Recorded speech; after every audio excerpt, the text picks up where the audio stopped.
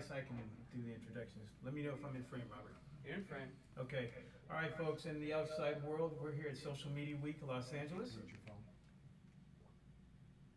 We're at Social Media Week, Los Angeles at the campus of USC, hosted by the USC Black Alumni Association. Fight on. Michelle Turner. So we want to thank her for hosting us. Can we get a round of applause? Thank you. We have our moderator, Jay Tucker, USC Marshall School of Business. He's going to help to direct us towards a solution to helping to build the virtual pipeline to getting kids in Southern California and beyond into digital media and technology career pathways. I'm going to actually start to introduce people around the table here. So I'll start to Jay's left. This is Jay Tucker, again, moderator. We have Doris Driver, and I'll have everybody introduce who they are a little bit later. So we have Doris Driver, got Dan Watanabe, LA High Tech, Dr. Dean Alex Davis, Michelle Turner, Yvonne Harmon, and Rory Pullins, LAUSD.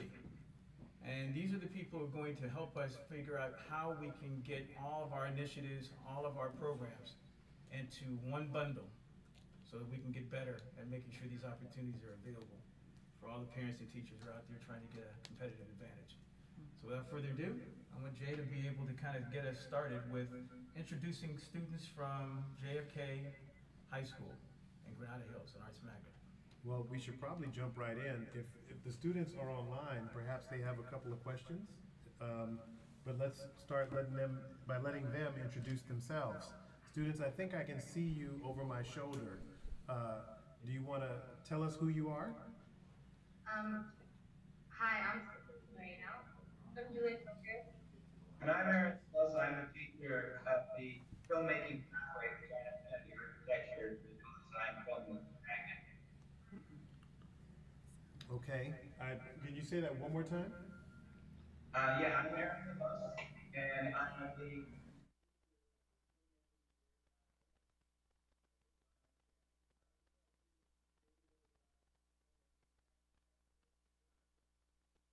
That's great. So can you tell us a little bit more about what you do for the kids and what you're hoping they'll go on to do after they graduate? Sure. It's a 3-year filmmaking pathway, so they learn everything from the basics of filmmaking, screenwriting, editing, all the way up.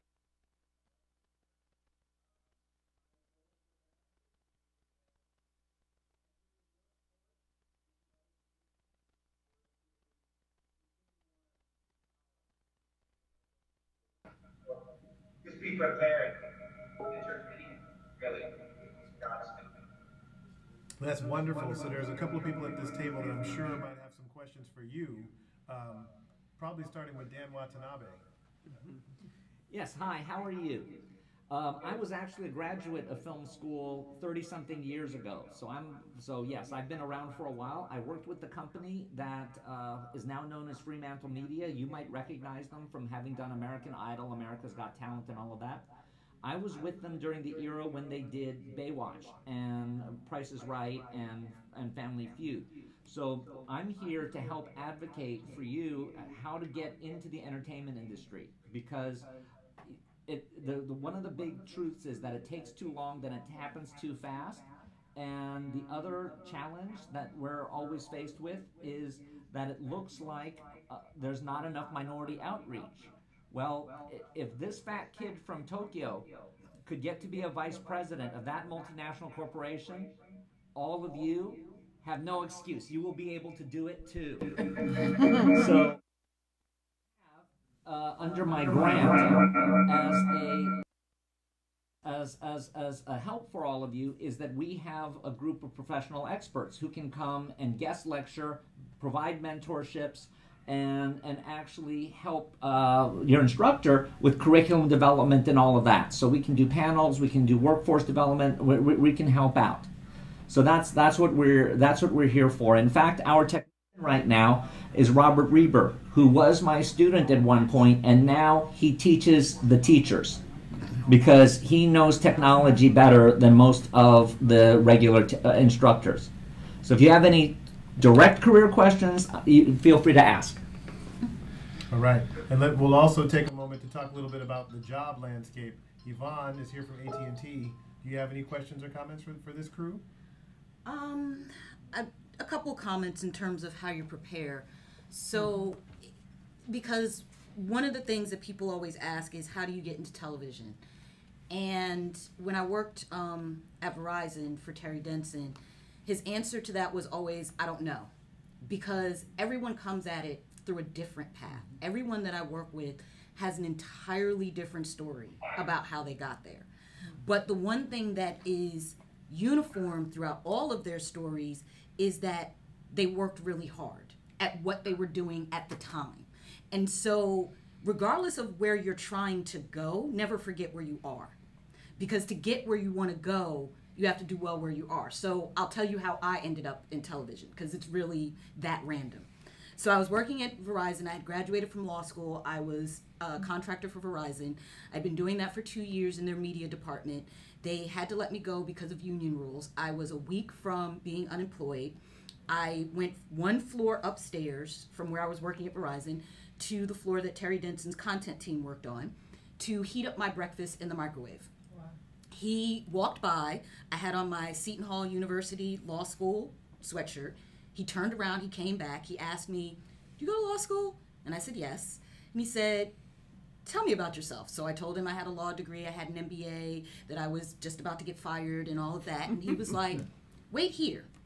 And I got interviewed for the job, and I got that job that day, and wow. I ended up moving from being a contractor to working for his team. Wow. But it was that random. So my point is, opportunity knocks, and it's about being ready when the door opens, because the door can open at any moment, any moment. Right.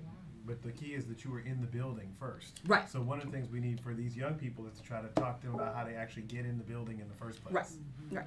I think, too, a couple of key things that she also mentioned were that she had a law degree and an MBA. If you look at job listings right now, you know, whether you would use an Indeed or a Monster or whatever job search engine you're going to look at, much of the value, even at entry-level positions now, is looking for something that you can bring to the table new, that people who've been in the business a long time don't have. They're looking for social media skills. They're looking for legal skills, because now we're in an age where it's very easy to create content, but then the questions are, who owns it and who can monetize it? And these are the questions that are rising to the top of the industry right now. If you are also, still along that line, if you're a person who is going to create content, then you have to be really good at writing. You have to be well read. You have to be exposed to environments that are going to give you a great platform, because it's a hard industry to break into. Yeah. So it's not just the technical side, I guess is what I'm stressing. No, this is an important point, and you and I have talked about this in the past. The increasing amount of formal education that creators need to have to be successful in the space. Mm-hmm. And we see that there are investments being made on this campus to make sure that we've got the best of the best in terms of resources, instructors, et cetera, to take young people from having a vision to actually being able to have a plan. Yes, right? Yes.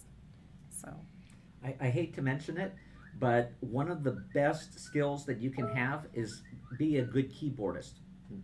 Have a good typing speed and know Microsoft Office, because I can't tell you how much of my career is based on the fact I could type 120 words a minute. Mm-hmm. You get in the door, and then the people there discover you. And how you get discovered is anyone's guess.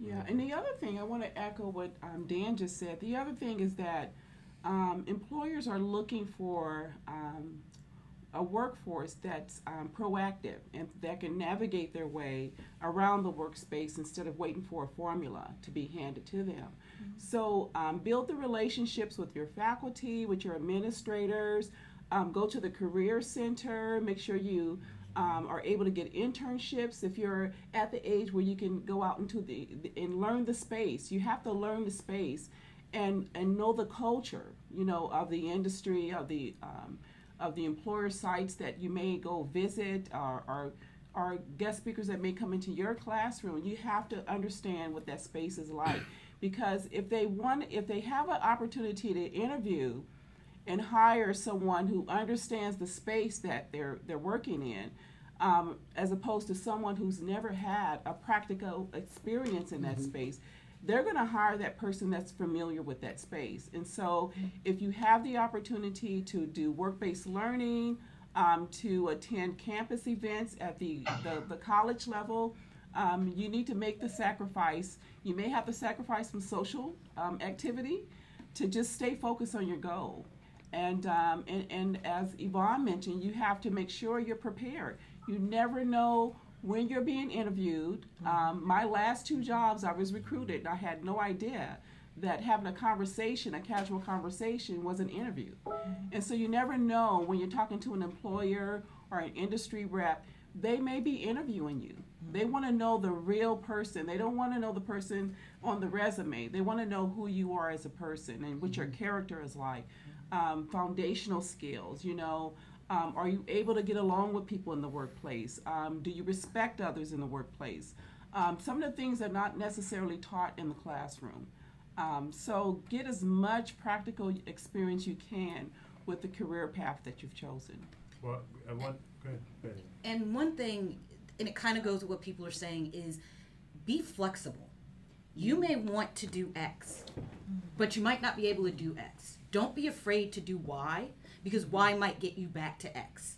A lot of times people stay so focused on their goal and the path that they're on, they don't realize there are multiple paths to get to where you want to be. That's true. So flexibility is also really important, because what you might not see as a real opportunity could really be an amazing opportunity for you once you get into it. So don't say no to things, and that kind of goes to the whole being prepared for your opportunity when it shows up. It doesn't look like sometimes what you expect it to look like. It doesn't always show up the way people told you that it would. So sometimes you have to sit back and go, okay, what is this opportunity, and does it have what am I going to learn? And if you're going to learn something new, you should go for it. You should go for it. Just go for it, because in the end, it's going to work out. Even though it may not look like it, it might look like something that's way to the left. It will, I guarantee you, some way, somehow, it will bring you back to where you want to go. That's true. That's beautiful. That's right. So going back to this point about career pathways, not turning down opportunities. Make sure you can type. Yeah. So how do our young people actually find out about the kinds of opportunities that are out there where they can leverage the skills they have? How do they even discover that these opportunities exist? How are they made aware of where they can potentially start a career? Yeah, well, so, good afternoon, Mr. Lemos and students. Since you're one of my schools and I've been out there, I do know your program. But when we talk about discovering, yourself and what skill sets you need to be in order to be successful, I actually want to ask the students a question, and then you're going to discover why I'm asking this question. Because you're in high school, and I really believe that's too late, right? In K-12 education here at LAUSD, we service 750,000 students. The earlier we can begin to expose our students in elementary school to career pathways that exist, because these young people are digital natives, they're very comfortable with technology, and they're already creating content. Even in 3rd, 4th grade, they're doing this and that. So the earlier we can begin to shape that in elementary school and in middle school, by the time you get to high school, you can have a clearer sense of where you want to go. So students, can you share with us, when were you introduced to this world of filmmaking, to this media world? Was it while you were in high school, or did you get exposed in your middle school or even elementary schools? I'm kind of curious to hear where you were introduced to this formally. Well, when I was first introduced to it, I was in the 2nd grade, and it was just to learn all of the days in the month, and they'd show me like a little clip, and you know, it would sing a song, and it would involve every single day of the month. And it was something like they'd ask me questions and little quizzes, and it was little games. So that's when like I first actually used the computer at school. I didn't think it was gonna be something that I'd be doing so often, but like over the years throughout middle school and high school, I have been using a lot of technology. Okay. And for me, I think it was mostly in elementary school when they taught you how to type on the computer. We had like little games that you would play on the computer, but for film, beforehand I had always been interested in writing. And then when I came to high school, I was introduced to the filmmaking magnet, and then that's when I got into it now. Through the projects that we do in this program, I've learned that it's something that I really like to do, and that's how I've become more exposed to film. Yeah, same for me. Like, before, I thought I was more interested in like the fashion industry, which I still am. I still think it's a really cool thing. But when I found film, I saw how hands-on it was, and I like really thought to myself, like, this is what I want to do, because the best way for me to learn is like if I'm like hands-on and I really see it. Sure. So how did you get your internship? How did you get involved with the internship? Our teacher actually told us about it. It was what's it called, the TIP? TIP LA Fun. Yeah, so it was that. We had to make a little short video about ourselves. I think it was supposed to be like about a minute long. So we just told them like what we've done at school, what experiences we already have. And yeah, we had to submit it. And of course we had to submit like resumes and such. And we actually ended up getting internships, and Stephanie got, I'm working with Bad Robot over the summer. Nice. So, Nice. That's impressive. That's impressive. thank you. Yeah, these are paid internships. Oh, that's even better. That's even better. Right. Wow. Wow. Yeah. So we need to do more to get them, as Rory said, it may be too late when they're in high school. So my question to you is, how do we make those connections where we don't see high school as something lesser than college to get these kids experience? The problem I have is trying to make these connections that, well, your students are in high school, we can't serve you or we can't assist you. And maybe by the time they get out of here, they have more experience than a college student would coming out of a program such as mine. So it gets a little frustrating at times. So how can we make those connections? Can I I drag, actually, sorry. I was going to ask Doris to jump in here, and Dan too, because I think that one of the answers to that question has to do with the role that our community colleges play in partnership with the high school. So Doris, if you want to jump in and then Dan. Sure. I mean, I can tell you on a professional level, it's well, let me just go down to basics. And the basic is you have to keep talking and telling people what you want to do. And that's a personal experience, because I knew what I wanted to do at 14, and I never stopped being bold and asking people about it, because when you ask someone, that leads to an opportunity. So when you don't get shy at events, or you never know, it could be in Starbucks and you just happen to hear somebody talk about something you're interested in. Be bold and say, oh, I'm interested in that field. I'm at such and such high school, and this is what I'd like to do. So I'm going to encourage you not to be shy, and really, because you're the future. So most people that are already established, and I would say research someone that's already doing what you want to do, and create a relationship. I'm going to date myself. I've 15 years plus in the music industry. I actually wrote to music industry executives at your age. And someone responded, and that's how I was able to get into the industry. So always research where you want to be, and connect with them. Be bold. And as far as my position is concerned, the beauty about I do exactly what Dan does, except my sector is small business and entrepreneurship. Investigate a possibility of maybe starting your own pathway and becoming an entrepreneur. Don't shy away from that possibility as well. There are great skills that you can develop that you may already have in high school, leadership skills that are transferable to own your own business at high school. Real quick, and then finally, what we do is we actually, to answer the instructor, we actually bring industry partners into your classroom. That's what our job is. So if you contact us, we will bring an industry partner, and if you say that you have students that are interested in, well, in this case for film, being a director, director, we will bring those individuals in, and that starts it. As well as no job is too small, whether it's a temp job, internship. We also have professionals that actually will interview you once you become of age. I mean, but they'll still talk to you to talk about your interview skills, your soft skills, your listening skills, your communication skills. All those are important, no matter, as well as your technical skills. There's a couple of programs that I oversee at Los Angeles City College, which is the internship program, where you can, at the high school level, you can get an internship where you can get college credit. And so that goes into articulation. So we have articulation agreements with LAUSD where a high school student can take a college introductory course, which really speeds up or accelerates your progress to obtaining a certificate or an associate degree. So you can actually earn up to 11 units, and maybe more with the new AB 288. You can actually earn college credits while you're at high school, while you're earning your high school diploma, and you're on the track to earning a certificate or degree. So ask around about internship programs where you get college credit, because that does exist in the Los Angeles Community College District. Actually, that's what I wanted to mention as well. Sorry. Oh. It's because over the summer, we don't have the dates yet, but we're going to be doing production assistant boot camp, which is going to count as internship units at the community college level.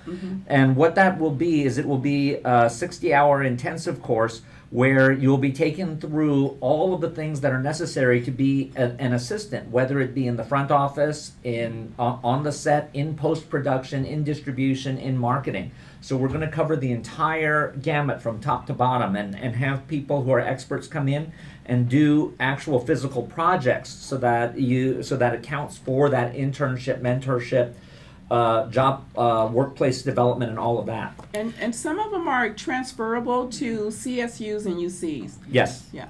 So make sure you send that stuff to me so I can push out to all of our schools. That, Yes. all of our film and I will arts have schools. Doug Marriott contact you on that, because Sure. he's the one who's arranging that right That would now. be great. But let me just kind of get in here too with regard to the environment that we're sitting in, which is USC. So, Hey, I'm a grad. so what I just want to make a couple of points. One, if you are serious about this business, everything that you do at a young age is going to help you. Our film school here is one of the most competitive film schools in the world. What do we look for? We look for students who at a very early age have started to show product, interest, something tangible in terms of their work, in terms of taking the initiative to create opportunity for themselves. We have students who have a resume already that is attached to their college profile. And so in this business, when we're talking about creativity and innovation, it starts very, very early. And now with the age that we're in, so this space of digital media and information sharing, it's interesting because we're starting to see what students do younger and younger and younger and younger. So the internships that you have the opportunity to get in now make sense. There is nothing that you couldn't do that wouldn't strengthen your profile if indeed you're trying to come into the college setting. And let me say that if you are interested in being a content creator, you need to have created content. If you are coming to someone like an NBC Universal, like a Viacom, and you want to be a content creator, they're going to ask you what you have already done. That's right. So it is important to be entrepreneurial. Whether you own a business or not, you have to think about yourself as a business, and you have to develop yourself as a business. You have to have a brand. You have to know what your brand is and what it represents.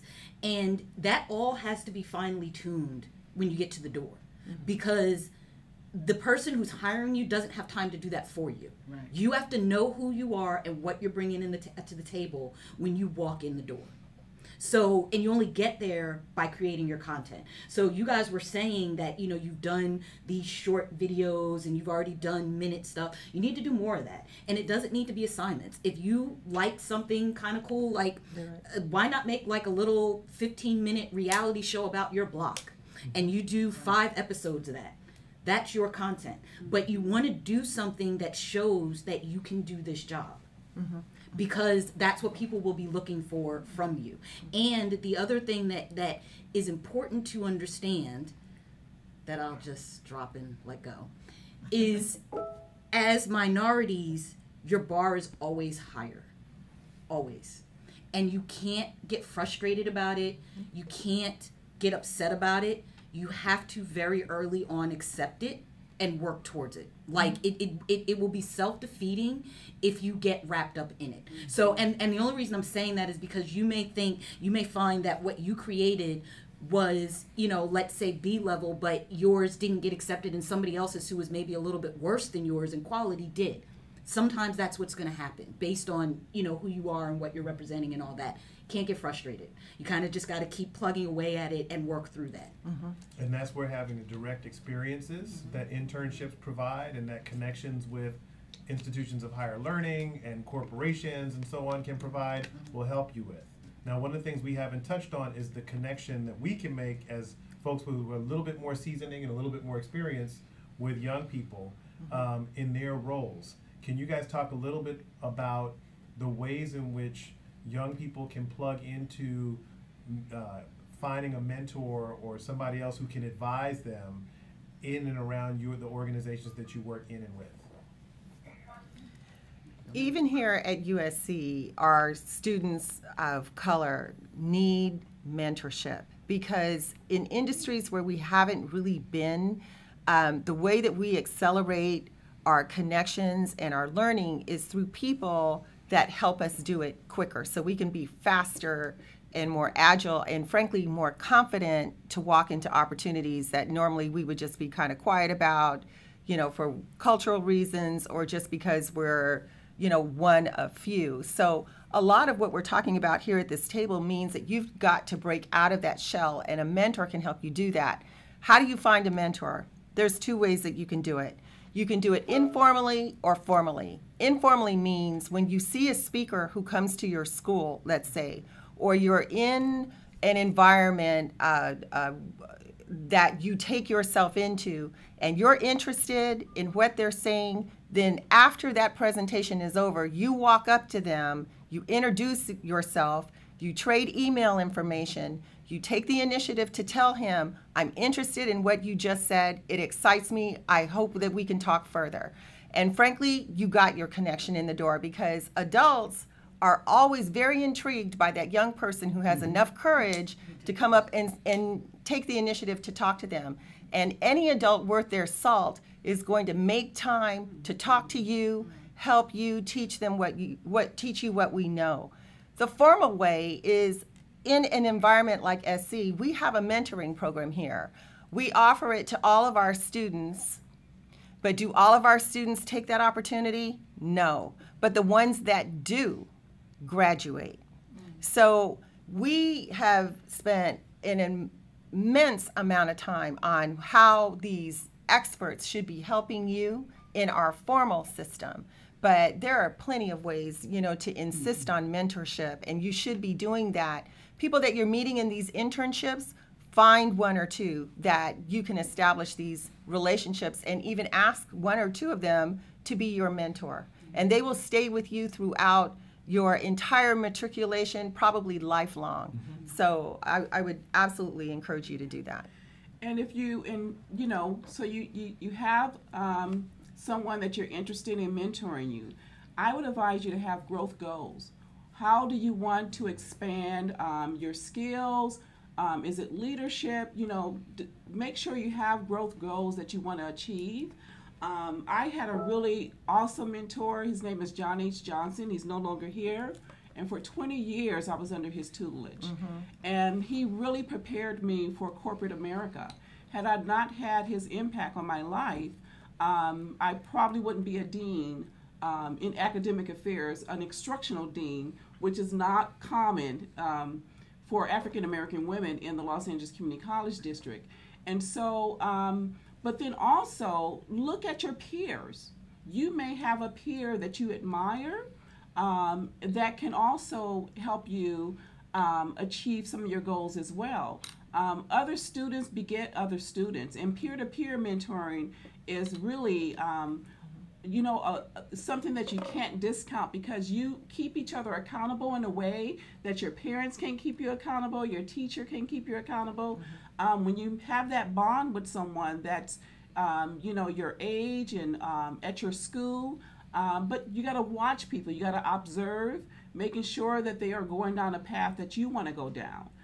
So don't discount peer-to-peer mentoring. There may be other students that have that drive, and you want to be infected by that. So have your goals in mind if you do walk up to someone. You may pick your mentor, they may pick you, right? So sometimes you got to pick them. You got to be smart and proactive and pick your mentor. So that's what I have to say about that. Two things. Yeah. Number one, next Friday, Saturday, and Sunday, we are having an event at Valley College. It's called the West Coast Writers Conference. And at the West Coast Writers Conference, we will be having a lot of individual breakout workshops. We're going to be having guest speakers come in and talk about the entire process of writing. If any of you are interested in attending, all you need to do is drop me an email. I will make sure you are registered, and you will get in for free. And you can come any of the days. You can stay as long as you like. I know it's a bit of a pain to go from where you are to Valley College, and there's a transportation issue. We do this 3 times a year. So if you can't make this one, come to the next one. And I'd like to actually toss to someone else. Robert. Robert is someone who is very close to you guys in age. He's someone who has been amazing in being able to move himself forward. So I was going to ask Robert, how do you present yourself to people to get people to mentor you? Just asking. I've actually met both of them before at Digital Insiders or Digital Media something Hollywood. So we showed them this live streaming, and I interviewed them, and we talked about the Blackmagic camera as well. And so I told them a lot then, and so I'm not going to repeat. But I'm going to try to I have one person on Skype, Karen Harper. I'm going to see if I could get her to say input some stuff as well. So I'm going to try to, hopefully we don't blow everything out.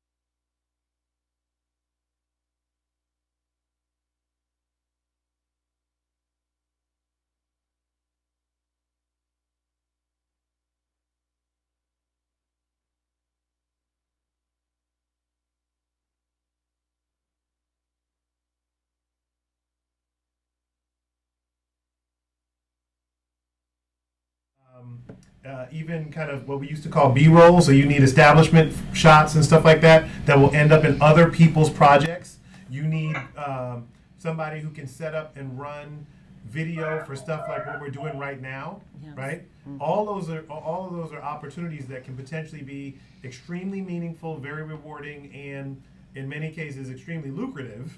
But they're not the kinds of things that you would find out necessarily from the normal path you would take going up through school and joining the film club and stuff like that. So there's still, you know, we should continue to talk about this question of how do young people find out what's out there. So in light of something very different that AT&T has as an opportunity that isn't traditional, AT&T is based in Dallas. There are 2 other national hubs. One is in Atlanta, and the second one that they just created is the one I work at in El Segundo.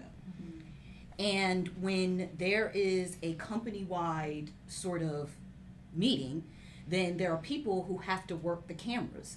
And so there are people in the background working cameras and working the side, like exactly what you would do in a production. There are people who do that at AT&T.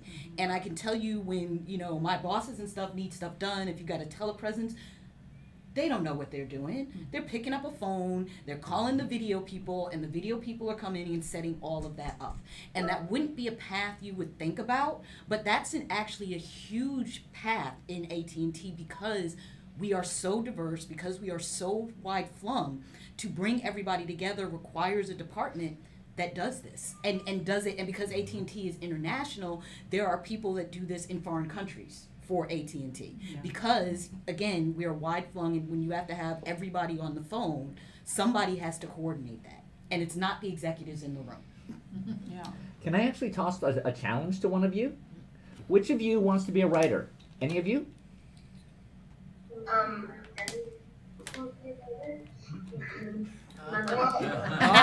Any of you want to be a producer? So what is it that your career path is?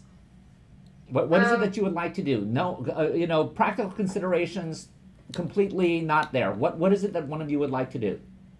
Dream job. My dream job would definitely be to become a cinematographer. Who's your favorite cinematographer? What was that? You'd like to direct? Yeah, director, like cinematography or editing. Okay, Yeah. I'm sorry, I don't know your names, but for you who wants to be a cinematographer, who's your favorite cinematographer right now? I don't have a favorite. What's a movie that's cinematography that you really like? Grand Budapest Hotel. Okay, great. And for you as wants to be a director, who's your favorite director right now? Wes Anderson. Wes Anderson. Okay, so you're both looking at more of an artistic side of the entertainment industry. Have you thought of which companies you might want to target in terms of coming up with your content for the future? No, I haven't. I know this is going way high-end, way into other stuff. I just wanted to throw that out there as a challenge, because as you meet your mentors, what will happen is they're going to want you to be very articulate, not very articulate, but precise about what you want, because through that, they can help you move toward the goal that you want to be at. So as a director, one of the ways that a director gets in is they need a strong script. Are you partnered with someone who's a good writer? Well, actually, most of the time we write our own scripts, and I think I'm a good writer when it comes to writing scripts. All right, okay, you've got a couple of development people in here. Toss us one of your ideas. Because you will always be asked that in the elevator. What is it? When they're going to always say to you, what have you got? Yeah, I was going to say, wait. So yes, this is the 30-second pitch. 30-second You must elevator have pitch. a 30-second pitch. Whatever it is, whether it's a pitch about yourself, whether it's a pitch about your company, whether it's a pitch about your product, you need to be able to cover the important parts of that in 30 seconds. You have to have one. Pitch. So what's the 30-second version of the film or show that you'd like to create? Stephanie. Let me think about it. Okay, so let me just jump in right here. We see this all the time. and kudos to you because you are being put on the spot right totally, now. I totally. know that you didn't prepare for this, but this is how, you know, the jumps that you see, how did that person make it? Because they were ready with that. And this is just such a real example. But there are things that help you get great at this kind of stuff. You'll find public speaking, you know, Toastmasters. Look for a Toastmasters chapter for young people. We actually have one here at this campus. I actually run one from my office here. Because public speaking, if you're good and quick on your feet, that is so impressive. So that is absolutely, in addition to how talented you are, you've got to get that one under your belt. The second is watch your mentors. Watch how they work and ask them, why did you do that? What was the reason for doing it this way? You know, because a lot of their teaching, they're not going to even think about the little things because they're so automated. But if you ask them that question, they'll stop and you'll get the full explanation, and then they're going to start teaching you in a different way. So there are things that, you know, if you're just really intentional about being great, because I think just as a person of color, one of the ways that I was so successful in addition to mentorship was that I committed to being the very best. You know, you have to question while you're young, and then you'll get it. And also, you said your director is Wes Anderson. I say be bold, find out who Wes Anderson representative is, and write to Wes, and say I'm a product of the future. I'm interested in this. I admire your work, and you'd be surprised that they would actually answer you, or they'll have someone answer you. That's what I say about being bold.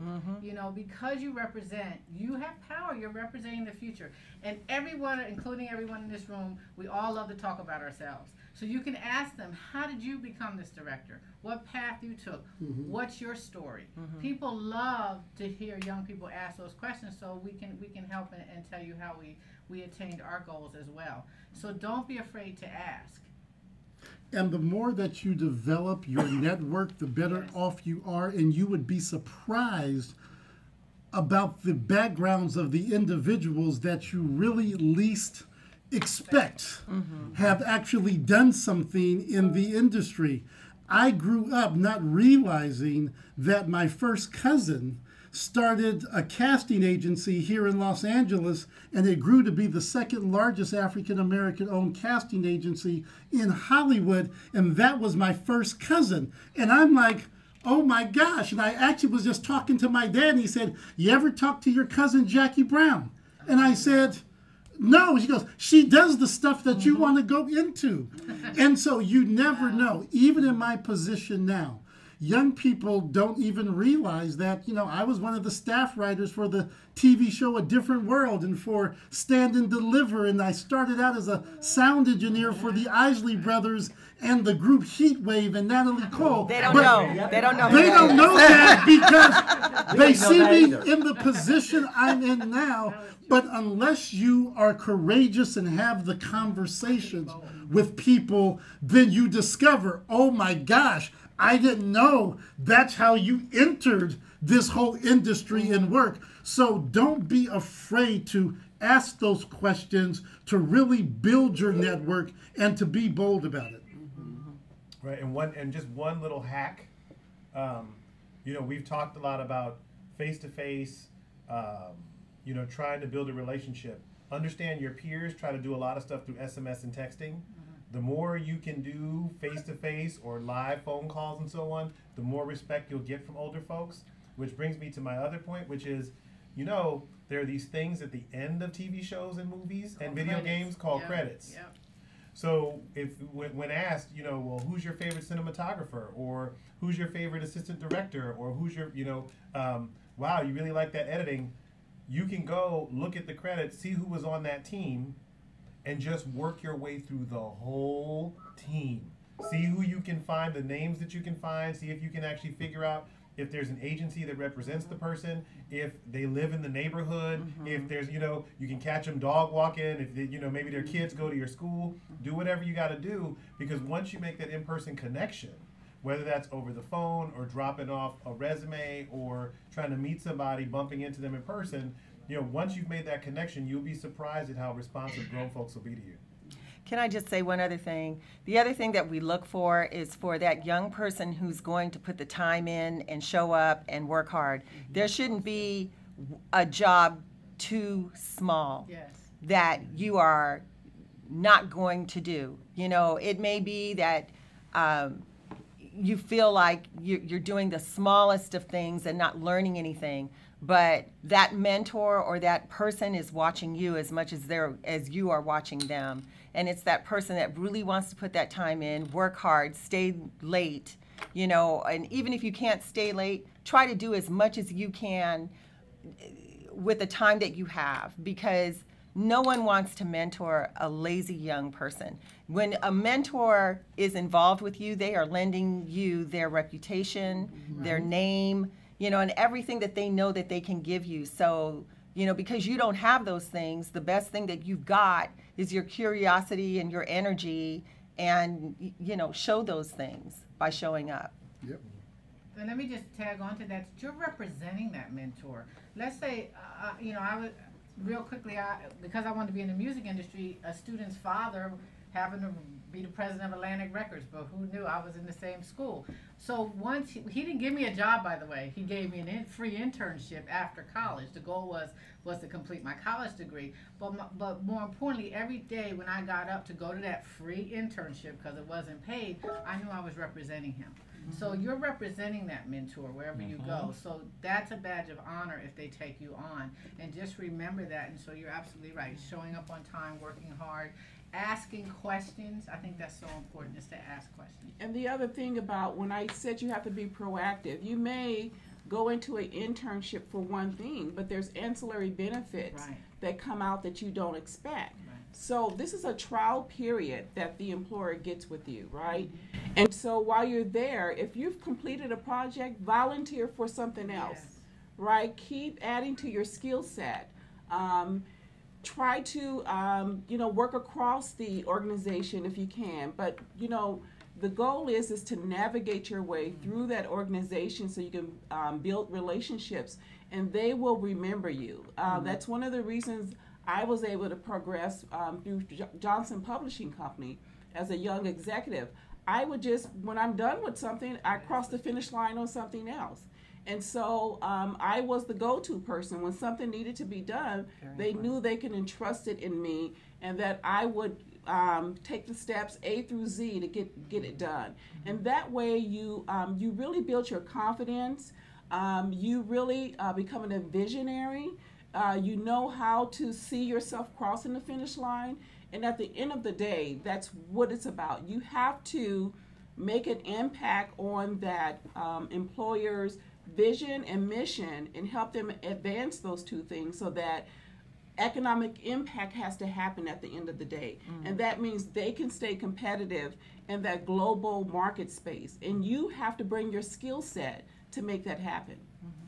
So I want to take a slight segue, a little bit of a detour to talk about image. And the reason that I want to do it is because this is a very creative field.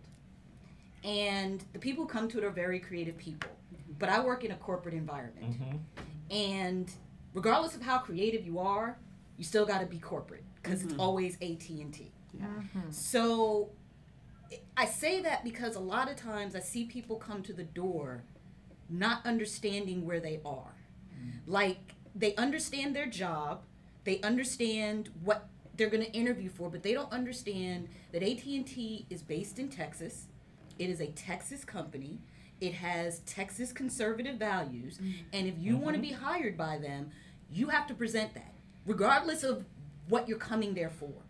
So I say that to say, remember where you're going and who you're talking to. Because you're a creative person, and there's going to be a lot of leeway that you get in terms of how you present yourself and what you say. But if you're going to someone, and I'll use this for an example, like Viacom. MTV is a wild place. Viacom is a corporate place. When you go to interview, you're interviewing at Viacom. So you got to walk in and act like you're at Viacom, not that you're at MTV. And it's important to sort of understand that distinction. And there are a lot of times that I see people come in the door and I just want to go, No. No. You know, like you just want to take them in a corner and you want to be like, can you just fix this up? And you know, just because people just don't understand it's corporate. And I see that disconnect a lot. And I tend to see it more with minority students than white students or even Asian students. I see it with Black and Hispanic students more often. And I think that's a function that we don't have people in our lives that know to tell us that.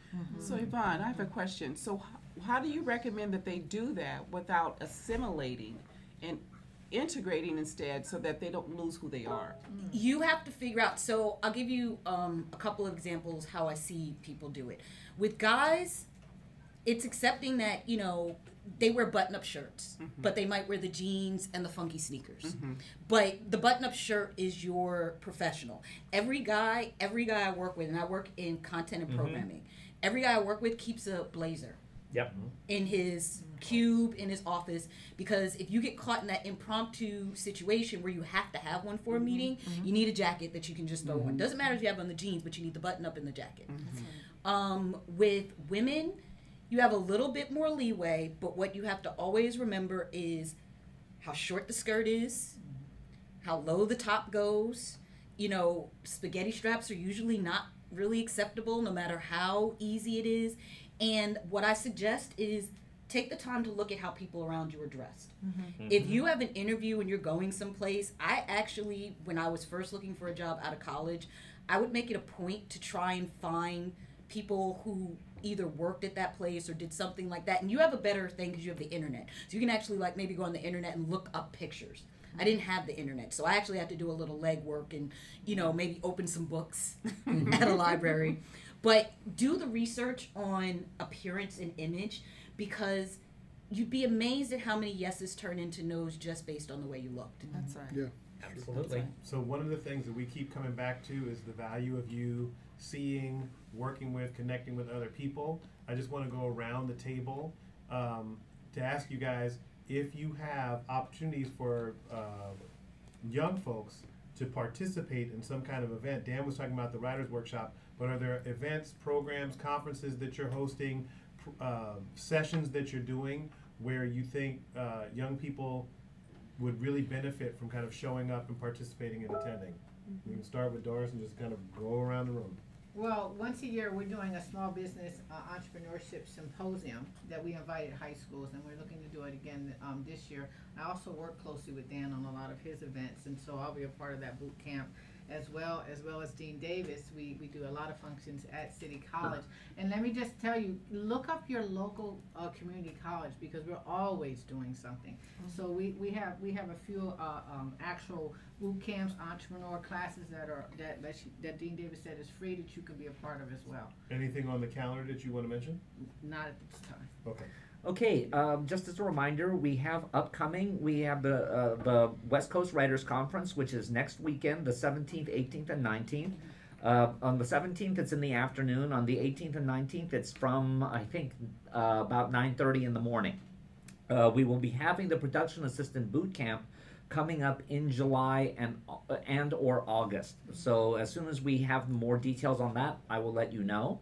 If any of you do decide to pursue writing a little bit more, every other Monday we do a screenplay critique group. But it's not only screenplays; it's any kind of written thing that you want to go over, and we'll be more than happy to have you. I'm gonna again toss to Robert and say that we might be doing a couple of shoots over the summer. And there might be opportunities available for people who want to be production assistants. Or job shadowing. Or job shadowing. Position shadowing. Yes. So both of you ladies are a part of LA High Tech? Yeah? Yes, you are. Yes, you are. Yeah, you're affiliated with Pierce. So that's my baby. I wrote that grant. That was my vision. I'm so glad to see it come to fruition. We are developing industry orientation workshops. It's going to give you a lot of this information that you heard today.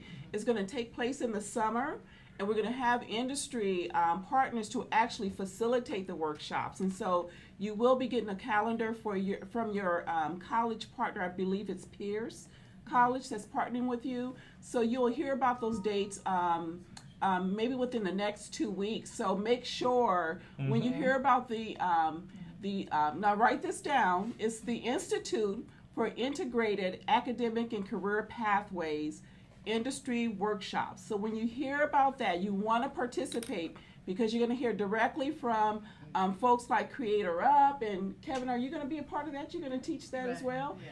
And so just stay tuned for that. A lot of great benefits are coming to you through the LA High Tech Regional Collaborative. Wow. I don't have anything directly for high school students other than college preparatory types of events, but this is what I would say. We at USC have just an amazing roster of alums who are giants in the film industry. When you speak to them, you find out that what they did was anytime that they could set their feet on campus at USC, they went to go find some professor that they could speak to, anybody that they could speak to, because the way that you get into these kinds of programs is because somebody remembers you, you know. So I don't care who it is, anybody walking on this campus, introduce yourself to them, you know, get their card, start emailing them, because if you aspire to go the college route, it's a matter of a great application, but advocacy does not hurt. So there are a lot of conferences that, you know, as a young person, even if there's a charge, take the initiative, find out who's putting that conference on, make a phone call. I bet they would let you in for free. Jay and I do Silicon Beach conferences.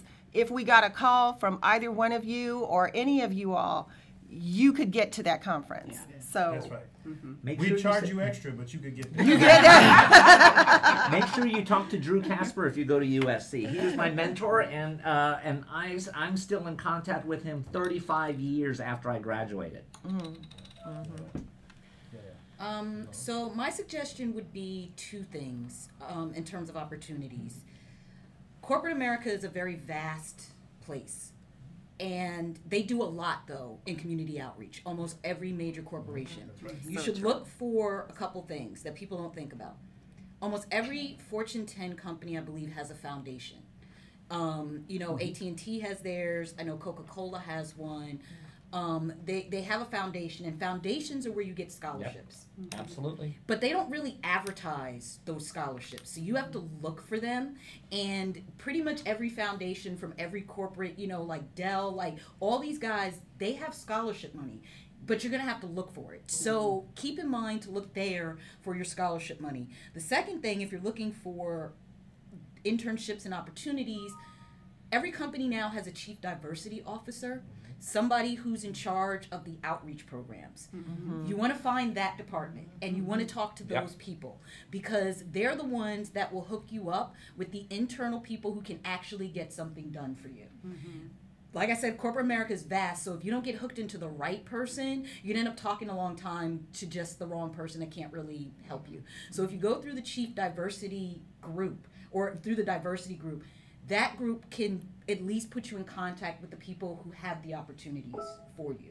So that would be my suggestions, is to go those routes, look in those areas, because it'll help you find the resources that you want. Because those resources might not be easy to come at just through the front door. Sure.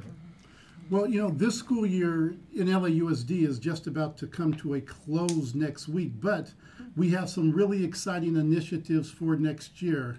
So, for example, in April of 2000, and I'm not sure what year you are, if you are, you know, rising seniors or juniors are actually graduating this year, but next year, April 2017, LAUSD will be hosting a film festival at the Academy of Motion Pictures right there on Wilshire. We had one, you know, a year ago. It was fabulous. It's expanding next year because there will be professional filmmakers there working with students during the day, and then the actual presentations of film will be in the evening. Another thing I want you to stay in contact with Mr. Lemos about, because I will be sharing information. A lot of students don't realize that LAUSD has its own television station. It's a PBS station that's the 5th largest in the United States, where the content goes out to 18 million viewers a day. And until this year, it had no original content. So we're actually holding creative content development ideas with students so that we can actually start getting original content. We are producing a series of shows next year, and the young lady who said you're working with Bad Robot, I met with J.J. Abrams. I'll be stopping by to check in on you at Bad Robot because they are going to be working with us along with Warner Brothers in developing original content in this genre of edutainment that we are creating, a mix of education and entertainment. So we're looking for student interns to be involved with the development of these programs, and I will be sharing with Mr. Lemos and others around the district how students can get involved with these kinds of projects. But there's a series of other projects that the Hollywood Foreign Press Association as well as the Entertainment Industry Foundation is supporting LAUSD to provide for our students. So be on the lookout. Keep asking your teachers questions about opportunities that are coming down the pike, because a lot of times we put things out there from central office and I don't know what happens on the way of getting it to the schools and getting it to the students, but those who ask, they actually receive information. Yeah, well said. So a couple things. First, as you can hear from going around the table, there's a wonderful intern opportunity for essentially taking all this information and evangelizing it across Twitter and Yik Yak and Snapchat and all the places that you guys use that we've never heard of, right?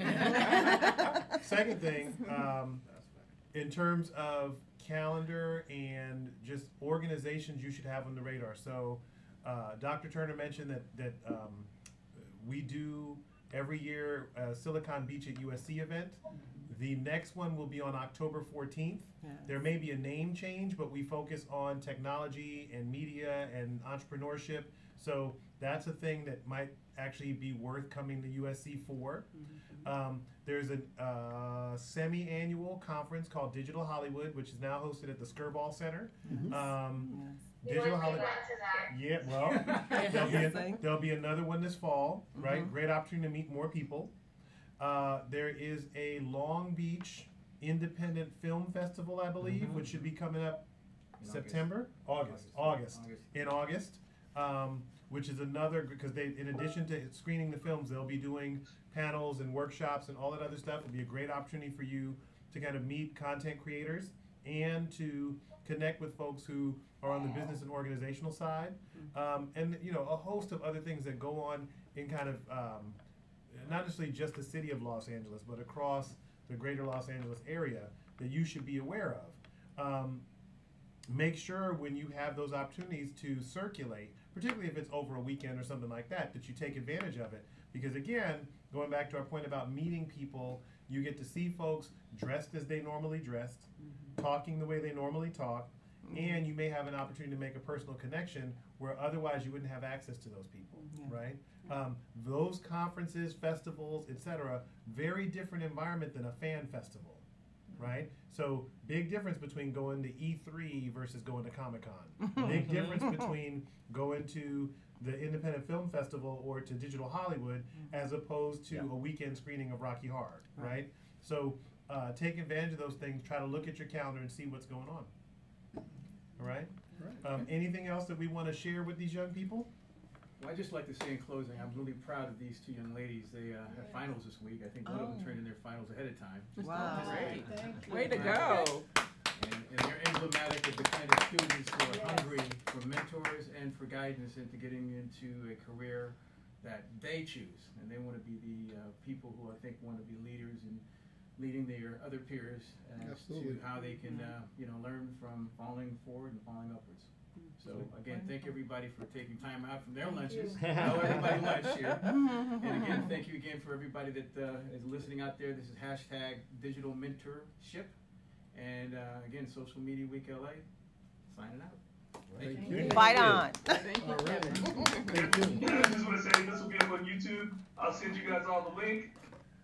Thank you guys very much. And there's also room behind the camera doing all the technology that makes this possible. Right, that's Terrence. That's Terrence. Wonderful. Who's in Thank you, Terrence. Thank you. Thank you.